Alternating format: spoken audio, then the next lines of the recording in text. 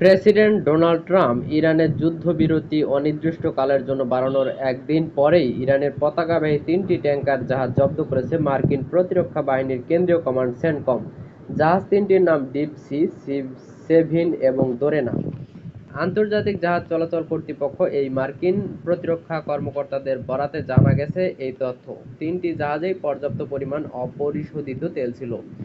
Tanker জাহাজগুলোকে ঠিক কোথায় জব্দ করা হয়েছে মার্কিন প্রতিরক্ষা মন্ত্রণালয়ের সূত্রগুলো সে তথ্য জানায়নি। তবে বাণিজ্যিক জাহাজ চলাচল পর্যবেক্ষণকারী সংস্থা মেরিন ট্রাফিকের বরাতে জানা গেছে ভারত মহাসাগরের কোনো একটি এলাকা থেকে জব্দ করা হয়েছে জাহাজ তিনটি, এবং সাগরের যে অঞ্চলে জাহাজগুলো জব্দ করা হয়েছে সেখান থেকে ভারত, মালয়েশিয়া এবং শ্রীলঙ্কার ভূখণ্ড কাছাকাছি। ডিপসি ইরানের সুপার ট্যাংকার জাহাজ জব্দ করার সময় জাহাজটি আংশিকভাবে তেলপূর্ণ ছিল। মেরিন ট্রাফিকের তথ্য অনুসারে ডিপ সি-কে সর্বশেষ গত সপ্তাহে মালয়েশিয়ার উপকূলে দেখা গিয়েছিল।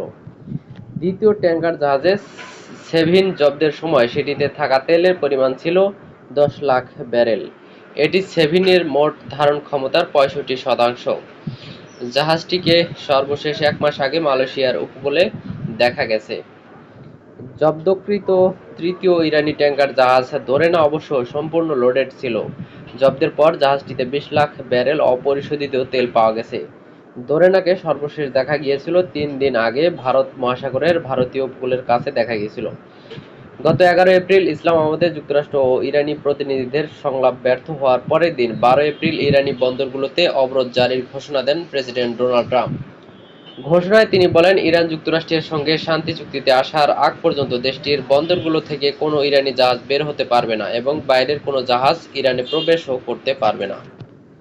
গতকাল বুধবার এক বিবৃতিতে মার্কিন প্রতিরক্ষা বাহিনীর কেন্দ্রীয় কমান্ড জানিয়েছে, প্রেসিডেন্ট ট্রাম্প অবরোধের ঘোষণা দেওয়ার পর থেকে এ পর্যন্ত ইরানি বন্দরগুলো থেকে ছেড়ে যাওয়া 29টি জাহাজ ও নৌযানকে ফের বন্দরে ফেরত পাঠিয়েছে মার্কিন বাহিনী। সূত্র রয়টার্স।